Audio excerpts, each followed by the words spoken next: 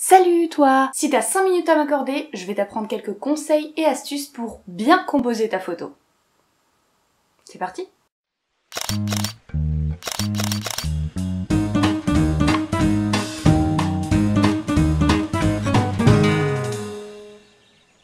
La composition d'une photo, c'est la disposition des différents éléments de ta photo, et aussi la façon dont tu les organises. Elle est essentielle pour diriger le regard et faire en sorte que ta photo soit cohérente. Donc, écoute bien ce que je vais dire. Mon premier conseil, ce serait de chercher un point d'ancrage, c'est-à-dire le premier point de la photo qui va attirer l'œil direct. Et ensuite, il va falloir composer à partir de cet élément ou autour de cet élément pour pouvoir, de ce fait, le mettre en valeur. Comment le mettre en valeur? Grâce aux différents conseils qui vont suivre. Là, c'est des lignes ou des courbes.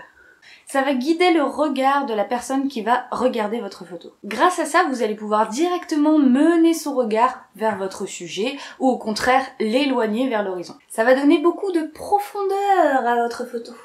Ajoutez un cadre naturel bien entendu. Je parle pas du cadre qu'on ajoute dans Photoshop. Ajoutez un cadre naturel, par exemple avec des arbres, des feuilles, un encadrement de porte. Ça va mettre en valeur beaucoup plus votre sujet et le regard sera attiré directement par lui. Ajoutez un premier plan. Surtout en paysage ou en architecture, ça va vraiment mettre en valeur le sujet. À l'inverse de portraits où on va flouter l'arrière-plan, là on va prendre un premier plan qu'on va flouter et ça va mettre en valeur notre sujet. Donc bien sûr, notre mise au point reste toujours sur notre sujet. Ça peut aussi être utilisé pour d'autres types de photos. À vous d'y réfléchir. Vous pouvez aussi faire une mise à l'échelle, c'est-à-dire mettre un élément de taille différente, par exemple quelque chose de très grand à côté d'un élément très petit, pour avoir une idée de la taille de votre sujet. Par exemple, si vous prenez un grand bâtiment en photo, vous n'allez pas forcément avoir une idée de la taille de votre sujet. En revanche, si vous mettez un personnage juste à côté de votre bâtiment et qu'on le voit tout petit, on va pouvoir avoir une idée plus précise de l'immensité de votre bâtiment. Ça va lui donner plus d'importance, plus de force, et surtout ça va donner des repères à la personne qui regarde votre photo. Choisis bien ton cadrage. Il existe différents types de cadrage. Il y a la règle des tiers que tout le monde connaît, c'est une règle assez classique. Par exemple, un paysage, on va le mettre sur 2/3 de la photo, et le ciel, on va le mettre sur 1/3 de la photo. Ce qui va mettre en valeur le paysage. Vous allez découper votre photo, dans votre tête, en 3 parties, horizontalement et verticalement. Ce qui va donc vous donner 9 éléments différents dans votre photo. Vous pouvez placer votre sujet sur une des lignes de force qui composent ce cadrage ou sur un des points d'intersection de ces lignes. Ça va donner beaucoup de force à votre sujet et beaucoup d'importance.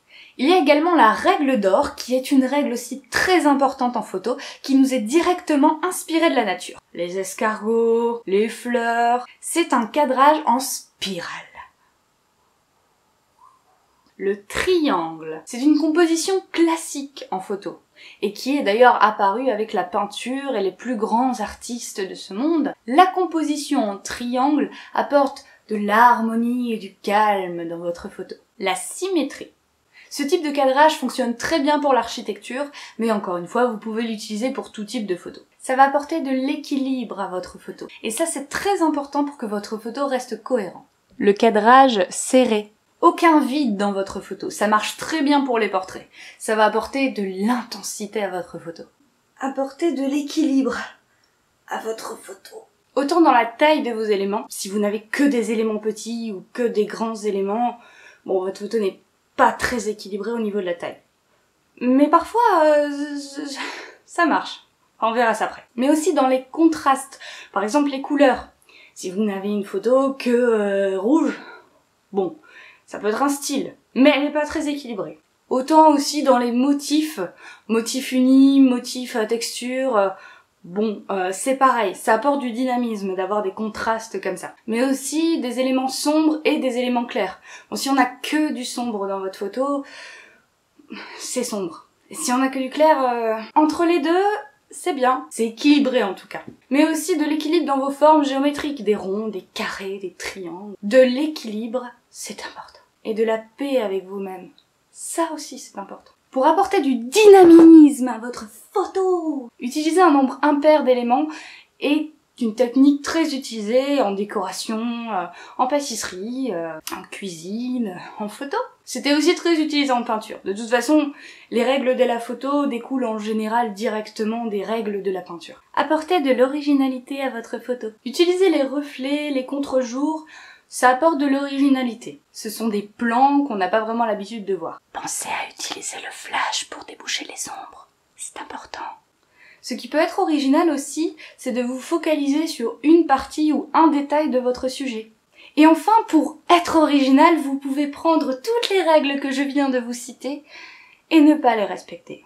En conclusion, tous ces conseils et ces règles surtout sont importantes à apprendre et à connaître quand on veut faire de la photo, surtout quand on débute. Après, une fois que vous savez pratiquer ces conseils, vous pouvez laisser libre cours à votre imagination et faire ce que vous voulez, soit prendre ces règles complètement à contre-pied ou trouver une façon originale de les exploiter. Essayez en tout cas d'être inventif, créatif, de faire des choses qui n'ont jamais été vues et surtout, n'ayez pas peur du ridicule. Parce que le ridicule ne tue pas et ce qui ne tue pas nous rend plus forts.